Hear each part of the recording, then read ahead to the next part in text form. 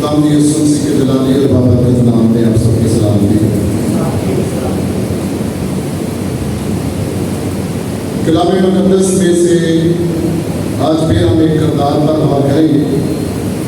खुदावंद का शुक्र है कि जब हम दुआ करते हैं, कलाम पर गौर करते हैं, तो खुदा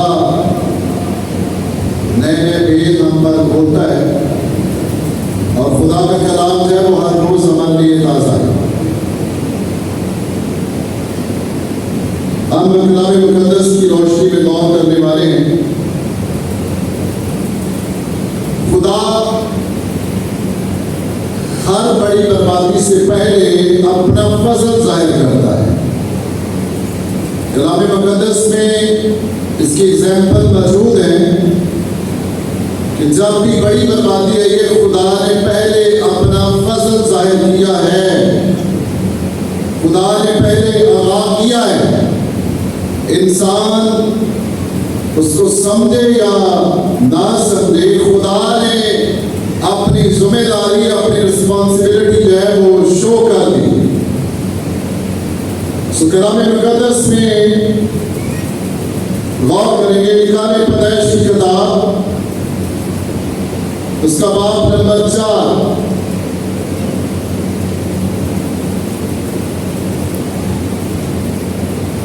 आयत नंबर 5 से सब निकाल लें।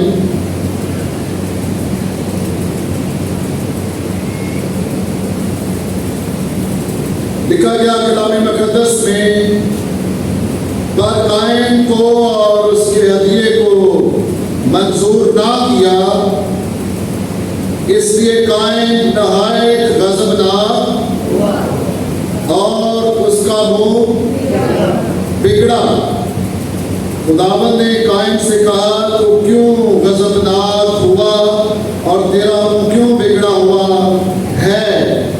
अगर तू भला करे तो क्या मकबूल ना होगा, और अगर तू भला ना करे तो गुनाह दरवाजे पर दबका बैठा है और तेरा मुश्ताक है। पर तू उस पर गालिब अभी आयत नंबर 14 से पहले 11 है। और अब तू जमीन की तरफ से लानती हुआ। आयत 14, देख आज तूने मुझे रूहे जमीन से निकाल दिया है और मैं तेरे हुजूर से रूपोश हो जाऊंगा और जमीन पर खाना खराब और गवारा रहूंगा। ऐसा होगा जो कोई मुझे पाएगा कत्ल कर डालेगा। तब खुदावंद ने उससे कहा, नहीं, बल्कि जो कायन को कत्ल करे उससे 7 गुना बदला दिया जाएगा। खुदावंद ने कायन के लिए एक निशान ठहराया कि कोई उसे पाकर बाहर ना डाले। सो कायन खुदावंद के हुजूर से निकल गया। आज का हमारा जो मज़मून है वो ये है, सो कायन खुदावंद के हुजूर से निकल गया। सब बोल सकते हैं ताकि कलाम को याद रखना आसान हो जाएगा हमारे लिए। सो कायन खुदावंद के हुजूर से निकल गया। सबब बने कुछ इसके, बहुत सारे सबब इसमें छुपे हुए हैं कि कायन के खुदा के हुजूर में से निकल जाने के कुछ सबब बने। खुदा कभी भी इंसान को अपनी हुजूरी से नहीं निकालता। इंसान की अपनी गलतियां होती हैं, अपनी कताइयाँ हैं जिनको मानने में वो देर करता रहता है और खुदा ने फिर ये उल्टा खुदा पर इल्ज़ाम लगा देता है। आयत 14 में से हमने सुना कि जैसा कलाम मुक़द्दस, देख तूने आज के दिन मुझे रूहे ज़मीन में से निकाल दिया। सो मैं आपको बताता हूं, इस चैप्टर में, चैप्टर नंबर 4 में, इसमें हम देख सकते हैं कलीसिया और दुनिया। इसमें हमें कलीसिया भी नजर आती है और दुनिया इसमें मुकद्दस लोग भी नजर आते हैं और गुनाहगार भी नजर आते हैं। हाबिल जो है ये मुकद्दसों की अलामत है और कायन जो है ये गुनाहगारों की अलामत है। आप मैं एक छोटा सा सवाल करने लगा, गौर कीजिएगा। आदम और हवा का गुनाह बड़ा था या कायन का गुनाह बड़ा था? बताएं, आदम और हवा का गुनाह बड़ा था या कायन और हाबिल का कायन का गुनाह बड़ा था? बता दें, ज्यादा से ज्यादा गलत हो जाएगा, मैं बताऊं किसका बड़ा था? आदम का। ये अब साफ बोल रहे, समझ नहीं रहे, कोई एक ऊंची बात सकता है। यहां पर कत्ल हुआ है, वहां पर उसने सिर्फ फल खाया है। जब इलाही अदालत लगती है तो खुदा ने कहा, चूंकि तूने अपनी बीवी की बात मानी। निकाले पैदाइश की किताब उसका 3 बाब और उसकी 17 ऐसे लिखा गया, और आदम से उसने कहा, खुदा ने कहा, चूंकि तूने अपनी बीवी की बात मानी और उस दरख्त का फल खाया जिसकी बाबत मैंने तुझे हुक्म दिया था कि उसे ना खाना, इसलिए जमीन तेरे सबब से क्या हुई है? जमीन तेरे सबब से लानती। मैंने आपके सामने सवाल रखा था कि आदम का गुनाह बड़ा है या कायन का गुनाह बड़ा है? बहनों ने कहा है कि आदम हवा का गुनाह बड़ा है। भाई अपना ख्याल बताएंगे किसका गुनाह बड़ा है? नहीं, दोनों का बराबर नहीं। मैं बताता हूं आपको, कायन का गुनाह जो है वो बड़ा है, इसने कत्ल कर दिया है और उन्होंने गुनाह के रास्ता को खोला। उनका गुनाह इतना बड़ा नहीं है, मामूली गुनाह है। इसका गुनाह जो है गैर मामूली गुनाह है।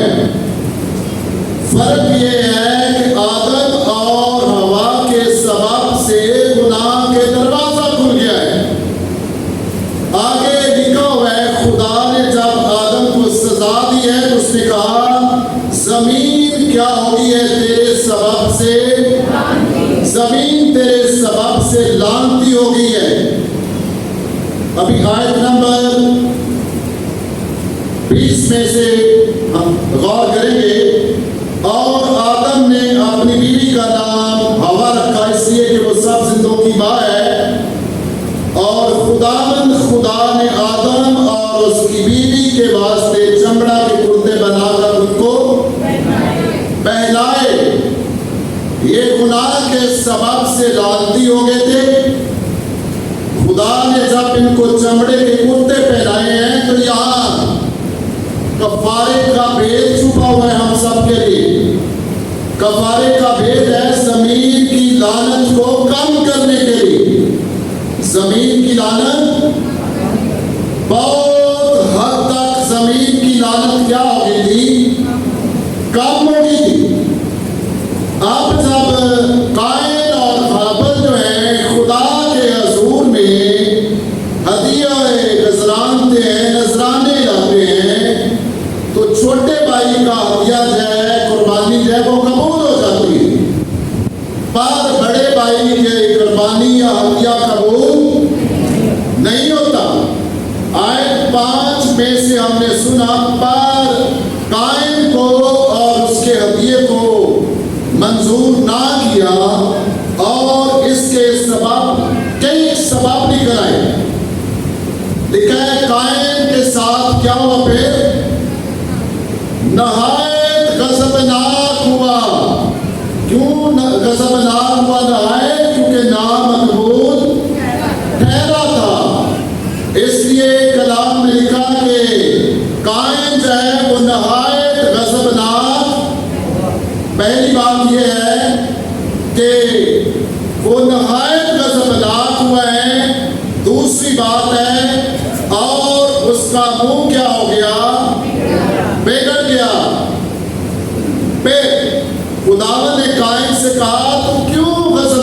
हुआ है और तेरा मुंह क्यों बिगड़ा हुआ है। अभी खुदा यहाँ पर एक बहुत अच्छी नसीहत कर रहा है। अच्छी नसीहत ये है, सुन ले, समझ ले। अभी कत्ल नहीं हुआ, अभी उसने अपने भाई को कत्ल नहीं किया। उसके रातों से पता चल रहा था कि अब कोई बड़ा बुरा काम करने वाला है और खुदा ने इस बड़ी बर्बादी से पहले कायन को आगाह करता है, कायन तू क्यों गज़बनाक हुआ है, तेरा मुंह क्यों बिगड़ा हुआ है। अगर तू भला करेगा तो ये पक्की बात है, तेरा क्या होगा, तेरा भी भला होगा, तेरी कुर्बानी भी कबूल होगी और तू भी खुदा के हुजूर में क्या हो जाएगा, मकबूल हो जाएगा, कबूल करेगा। लेकिन उसने कुछ गौर ना किया। खुदा ने उसको मशवरा दिया, देख अगर तू भला ना करेगा, काश इत्तेहाद है, अगर तू भला ना करे तो गुनाह दरवाजा पर दबका बैठा है। कुछ होते काशन, कुछ होती है प्रिकॉशन।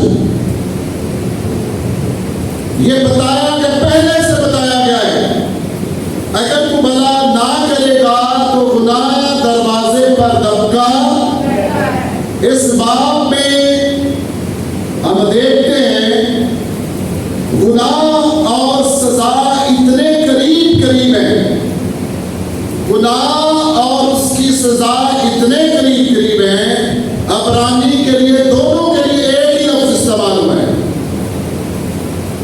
अगर कोई शख्स गुनाह को अपने घर में पनाह देगा तो सजा जो है उसके दरवाजे पर मुंतजर रहती है। अगर कोई शख्स गुनाह को पनाह देगा तो क्या होगा, सजा दरवाजे पर मुंतजर खड़ी है। जैसा कि हमने सुना, अगर तू भला करे, अगर तू भला ना करे तो गुनाह दरवाजे पर दबका बैठा है और तेरा मुश्ताक है, वो तुझे गिराना चाहता है, वो तुझे मारना चाहता है, वो तुझे नीचा दिखाना चाहता है। ऐसा गुनाह है कि तू खुदा के हुजूर से रूपोश हो जाएगा। क्या सबब बने हैं कि कायन खुदा के हुजूर से निकल गया। आइए इन सबब पर गौर करते हैं कि कायन खुदा के हुजूर से क्या कर गया, निकल गया। खुदा से पूछता है, तेरा भाई कहाँ है? बड़ा कौन था? बड़ा भाई कौन था? कायन। और छोटा भाई, बड़े भाई का ये फर्ज था, वो छोटे भाई की क्या करता, हिफाजत करता।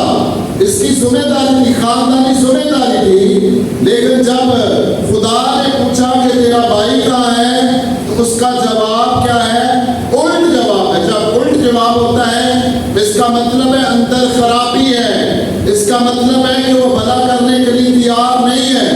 जब जवाब उल्ट है तो इंसान ये भी नहीं गौर करता मेरे सामने कौन खड़ा है। खुदा पूछ रहा है कि तेरा भाई कहाँ है? कहता है, क्या मैं अपने घर भाई का मुहाफ़िज़ हूँ? ये तो बात सच्ची है, वो तेरा छोटा भाई है, तूने उसकी हिफाजत कर रही है। लेकिन खुदा को भी क्या करता है? उल्ट जवाब देता है। मैंने कहा कत्ल का गुनाह एक ऐसा गुनाह है जो बड़े जोर से पुकारता है, बड़े जोर से पुकारता है। खुदावंद ने कहा, तेरे भाई का खून जो है जमीन में से मुझे पुकारता है कि मेरे कत्ल का क्या लिया जाए? बदला लिया जाए, मेरे कत्ल का बदला लिया जाए। और इसी तरह खुदावंद यीशु मसीह जो दुख हटाने वाला खादम बना, माफी के लिए पुकारता, उसने सब्र करके दुख सहे। कायन जो है ये सब्र नहीं करता, ये दुख उठाने वाला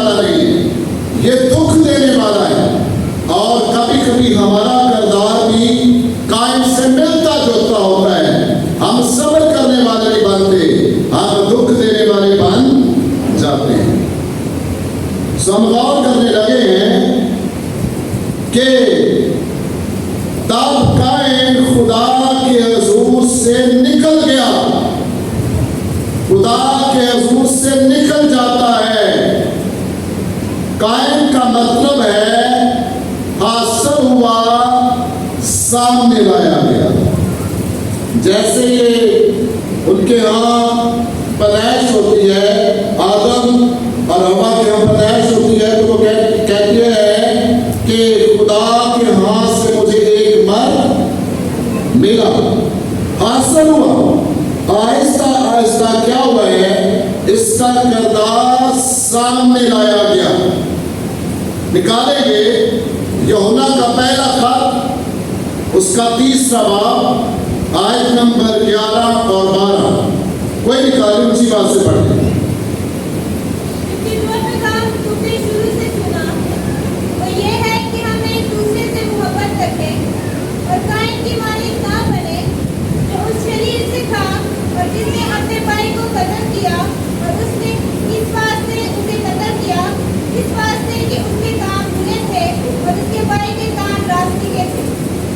बहुत शुक्रिया।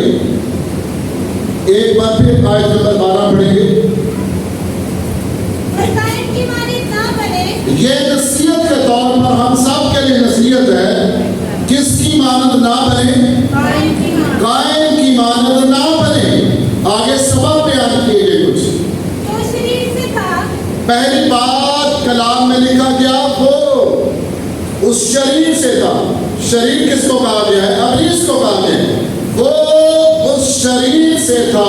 आगे, जिसने अपने भाई को कत्ल किया, जिसने अपने भाई का क्या कर दिया, ये सबब है, इसलिए वो खुदावन के हुजूर से पहली बात उस शरीर से था, फिर उसने अपने भाई का क्या कर दिया, कत्ल कर दिया। ये सबब बने हैं कि वो खुदा की हजूरी से निकाल दिया, निकल गया। आगे, और उसने किस वास्ते उसको कत्ल किया, उसने किस वास्ते अपने भाई को कत्ल किया, इस वास्ते कि उसके काम बुरे जवाब है कि उसके काम क्या थे, थे। उसके काम बुरे थे, इसलिए वो खुदा के हुजूर से निकल गया। और उसके भाई के काम रास्ते के थे। उसके काम कैसे, उसके भाई के काम रास्ते के। राष्ट्रवासी के फर्जंद जो हैं वो हमेशा शरीर के फर्जंदों से दुख पाते रहते। कितना भी इनका भला किया जाए, ये राष्ट्रवास फर्जंदों को क्या देते हैं, दुख देते हैं। सो कुछ और भी सबब हैं। सबब ये है कि ये नहायत गजबनाक हुआ और इसका मुंह क्या हो गया, जब नामकबूल ठहरा है तो नहायत गजबनाक हुआ है और उसका मुंह बिगड़ा है। खुदा कहते हैं कि तू क्यों गजबनाक हुआ और तेरा मुंह क्यों बिगड़ा है। खुदा को पूछ रहा है, खुदा उसका भला चाहता था। खुदा ने इस कत्ल से पहले उसको कहा किया, अगर तू भला करेगा तो क्या होगा, मकबूल ठहरेगा। अगर तू भला ना करेगा तो मकबूल ना ठहरेगा। खुदा चाहता था कि वो भला करे, भलाई के कामों की तरफ आ जाए, ताकि वो खुदावन के हुजूर मकबूल ठहरे। फिर बताता हूं, जब खुदा ने पूछा तेरा भाई कहाँ है, तो उसने कहा क्या मैं उसका मुहाफ़िज़ हूं। यहां से पढ़ लें।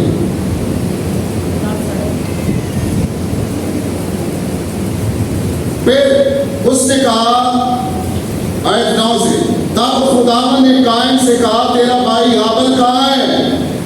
उसने कहा मुझे मालूम नहीं, झूठ बोलता है। उसे मालूम था ना, सब बता सकते, उसे मालूम था ना, जिसने मारा है, जिसने कत्ल किया है, जिसने इस कत्ल को छुपाने की कोशिश की है। एक झूठ जब बोला जाता है कि झूठ को छुपाने के लिए ये कहावत भी है, कई झूठ बोलने पड़ते हैं। तेरा भाई कहाँ है, और उसने कहा मुझे मालूम क्या मैं अपने भाई का मुहाफ़िज़ हूँ। फिर उसने कहा, तूने ये क्या किया? इस पॉइंट को भी समझे। तूने ये क्या किया? खुदा उसका गुनाह उसके सामने ला रहा है, लेकिन वो गुनाह को मानने के लिए तैयार नहीं है। जब ये कहा गया तूने ये क्या किया, इसका मतलब था कि खुदा तो सब कुछ जानता है। खुदा हर जगह हाजिर है, उसको पता है कि क्या हो रहा है।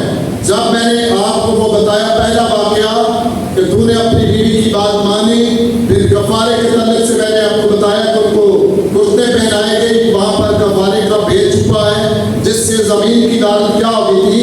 कम होगी। अब इस कत्ल के सबब से कहा गया, अब तू जमीन की तरफ से क्या हुआ है? लानती हुआ है, जिसने अपना मुंह पसारा कि तेरे हाथ से तेरे भाई का खून ले। जब तू जमीन को जोतेगा, अब वो तुझे अपनी पैदावार और जमीन पर तू खाना खराब और आवारा होगा। तब कायन ने खुदावन से कहा, मेरी सजा बर्दाश्त से, जिसको कत्ल कर दिया गया उसका ख्याल नहीं है, अपनी सजा पर गौर कर रहे हैं। मेरी सजा बर्दाश्त से, इंसान दूसरों को सजा देना चाहता है, दूसरों को कत्ल भी करना चाहता है, दूसरों को मारना चाहता है, दूसरों की जिंदगी छीनना चाहता है, लेकिन जब खुदा ने अभी सजा सुनाई है तो कहता है कि मेरी सजा जब वो बर्दाश्त से, मेरी सजा बर्दाश्त से बाहर है। देख, आज तूने मुझे रूए जमीन से निकाल दिया है। खुदा तो उसको अच्छे मशवरे दे रहा था, अब ये खुद ही ऐसे जवाब हमें तलाश कर रहा है। खुदा ने तो सिर्फ ये कहा है कि तू अब पैदावार, जमीन तुझे पैदावार नहीं देगी। अब इसके अपने नफा, तूने मुझे रूए जमीन से निकाल दिया, मैं तेरे हजूर से क्या हो जाऊंगा? गुनाह बाकी हमें खुदा से क्या करता है? रूपोश कर देता है, दूर ले जाता है। सो मैं तेरे हजूर से रूपोश हो जाऊंगा और जमीन पर खाना खराब और आवारा रहूंगा। जमीन पर खाना खराब और आवारा रहूंगा। ऐसा होगा जो कोई मुझे पाकर कत्ल, जो कोई मुझे पाएगा कत्ल कर डालेगा। तब खुदावन ने उससे कहा, नहीं, ये भी इतने बड़े गुनाह के बाद,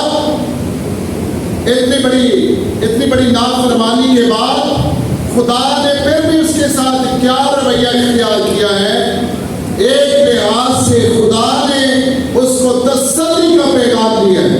इसको खौफ था, मैं जमीन पर क्या हो जाऊंगा? खाना खराब, ऐसे हो जाऊंगा जैसे मैं पागलों की तरह फिरूंगा। कहते ना, कोई शख्स जिसका ज़हनी तवाज़ुन खराब हो जाए तो उसको कहते हैं इसका खाना ही खराब हो गया है। सो खुदा उसको तसल्ली देता है, जो तुझे पाएगा वो कत्ल नहीं करेगा।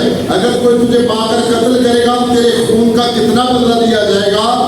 7 गुना बदला दिया जाएगा। तब खुदा ने से कहा, नहीं, बल्कि जो कायन को कत्ल करे उससे 7 गुना बदला दिया जाएगा। खुदा ने कायन के लिए एक निशान कराया कि कोई उसे पाकर मारना डाले। कौन सा निशान खुदा ने कराया? खुदा ने इस पर रहम किया। खुदा इस पर रहम करना चाहता था, इसको खौफ था, मैं जमीन पर खाना खराब हो जाऊंगा, मैं जमीन पर आवारा हो जाऊंगा। खुदा ने उसके लिए एक निशान बनाया। क्या निशान बनाया? यहां पर 3-4 लफ्ज में बोलता हूं, ये मिलते जुलते। खुदा ने रहम का निशान उसके लिए कराया। यहां पर खुदा कह रहा है कि कोई जो इसको कत्ल करेगा उससे 7 गुना रहम, 10 और फजल और प्रोटेक्शन वाल, तेरे इर्द गिर्द मेरी प्रोटेक्शन वाल होगी, मैं तेरी हिफाजत करूंगा। लेकिन कायन ने इन तमाम बातों पर गौर किया, उसने खुदा की बातों पर कुछ ध्यान ना दिया। सो लिखा हुआ है वो खुदावन के हजूर से निकल गया। खुदावन के वो अपनी लानत को बरकत में तब्दील कर सकता था। खुदा ने उसे ऐसे मौके फराहम किए।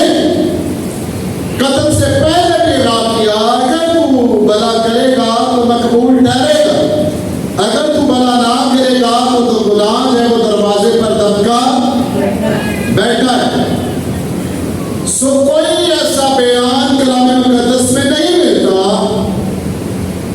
जिससे पता चलता हो कि वो कभी वापस आ गया था, या उसने तसल्ली पाई, या उसने राम पाया। कायन जो है एक ऐसे इलाके में जा बसा। आयत 16 में लिखा है, 16 आयत पढ़े। तो कायन खुदावन के हुजूर से निकल गया। कायन खुदा के हजूर से, आज का हमारा मज़मून भी यही था कि कायन चाहे वो खुदा के हजूर से आगे और अदन के मशरिक की तरफ नून के इलाका में जा बसा। नूत के इलाका में जा बसा। इसका नूत का मतलब है थरथराना, कांपना। एक ऐसी स्पेस पर, सॉरी एक ऐसी प्लेस पर वो चला जाता है, या उसके लिए थरथराना है, या उसके लिए कांपना है, या उसको गुलामन करता है। उसकी रूह जो है बेचैन रहती है, परेशान रहती है। जब कोई इंसान किसी का कत्ल करता है तो वो चैन नहीं पा सकता। कत्ल हम जानते हैं दो तरह के हैं। एक जिस्मानी कत्ल है, इसके सबब से भी इंसान की रूह बेचैन रहती है। दूसरा है रूहानी कत्ल, और बहुत दफा ईमानदार बेटे और बेटियां रूहानी कत्ल करते रहते हैं और अपने आप को झूठी तसल्ली देते रहते हैं। चैन जो है उनके पास भी नहीं होता, चैन उनके पास भी नहीं होता, इत्मीनान उनको भी नहीं मिलता, लेकिन वो अपने आप को झूठी तसल्ली देते रहते हैं। इस ख्याल से वो झूठी तसल्ली अहमद शरीफ भी देता है कि ना तो उसकी बदी जाहिर की जाएगी, ना मकरूह समझी जाएगी। सो मैंने आखिर पर ये मैं कहना चाहता हूँ, कायन की रूह को कभी चैन ना मिला, उसके लिए मौका था। आखिरी वाला पढ़ेंगे फिर खत्म करेंगे। ज़बूर नंबर 116 और उसकी आयत नंबर 7 से।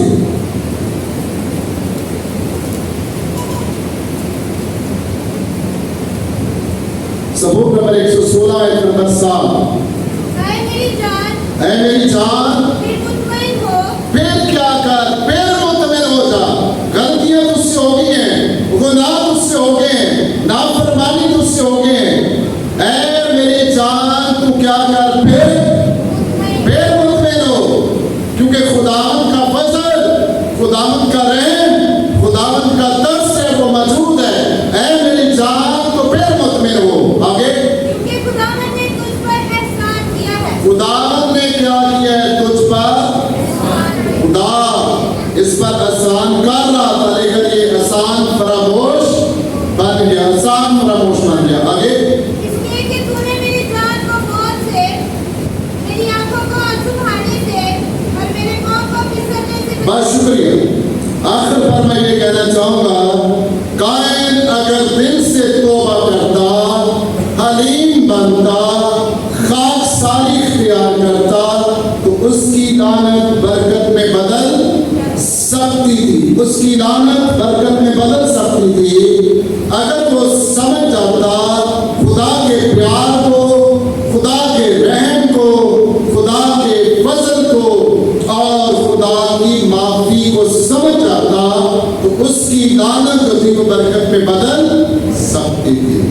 लेकिन अगर कोई शख्स कायन की तरह, कोई भाई या बहन, सो कायन खुदा के हजूर से क्या हो गया है, निकल गया है। अगर कोई खुदा की हजूरी में बैठेगा नहीं, उसको अपने गुनाह का एहसास नहीं होगा। अगर कोई खुदा के हजूर में बैठेगा नहीं, वो रोएगा नहीं। अगर कोई खुदा के हजूर में बैठेगा नहीं, तो खामसार नहीं होगा, वो अपने गुनाहों पर पछताएगा नहीं, वो खुदा के फजल को समझेगा नहीं। और इस तरह दिन ब दिन वो खुदा के हजूर से दूर चला जाए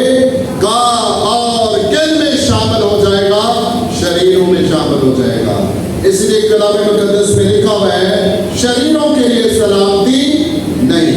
कायन उस शरीर से था, हमने सुना है, कायन उस शरीर से था और उसने कहा कि मैं तेरे हुजूर से रूपोश, अपनी सजा अपने सामने ला, मैं तेरे हुजूर से रूपोश हो जाऊंगा, मैं खाना खराब हो जाऊंगा, मैं आवारा हो जाऊंगा। और खुदा के हुजूर से निकल कर कहां पर चला गया? नूत के इलाके में। नूत का मैंने मतलब बताया, थरथराना, कांपना, एक ऐसी जगह पर चला गया। यहाँ पर थरथराना है, यहाँ पर थरथराना और क्या मैंने बताया, कांपना है। सो एक पैगाम में नौजवानों में सुना रहा था, कुफ्रे नहूम है तसल्ली का गांव, तसल्ली का शहर। सो ऐसी जगह पर रहना चाहिए यहाँ पर तसल्ली मिले। ये कहाँ पर मिलती है? ये तो खुदा के हुजूर में मिलती है। अगर कोई भागेगा तो उसके लिए तसल्ली, उसके लिए इत्मीनान नहीं, उसके लिए पछतावा है। वो वाकई पे जमीन पर क्या हो जाएगा? गुमराह हो जाएगा। वो वाकई जमीन पर क्या हो जाएगा? खाना खराब हो जाएगा। वो वाकई जमीन पर आवारा हो जाएगा। खुदा हमें इस रास्ता से बचाना चाहता है। सो आगाज कहां से हुआ है? हसद से। हसद इंसान को क्या करता है? ले डूबता है। बड़ा बन जाए वो इंसान को क्या करता है? ले डूबता है। बड़ा था लेकिन बड़े होने की जिम्मेदारी ये नहीं निभा सका। हमने गौर किया कि कायन खुदा के हुजूर से निकल गया। अगर खुदा के हुजूर से निकला हुआ है तो उस खुदा का फजल मौजूद है, खुदा का रहम मौजूद है, खुदा का दर्स मौजूद है। उस वक्त की निस्बत अब तो हम फजल के दौर में से हैं। हम उसके हुजूर में वापस आ सकते हैं। हम अपनी गलतियों का इकरार कर सकते हैं। खुदा माफ करने में हर वक्त तैयार है। वो पहल करता है माफ करने में, मोहब्बत करने के लिए तैयार है, बहाल करने के लिए तैयार है। इन अल्फाज के साथ ऐ मेरी जान तो क्या कर, फिर से मुतमिन। इस एक सेंटेंस पर मैं इस कलाम को क्लोज करता हूँ। ऐ मेरी जान तो फिर से क्या हो जा, कि खुदा का फजल क्या है? मौजूद है। खुदा आप सबको बरकत बख्शे।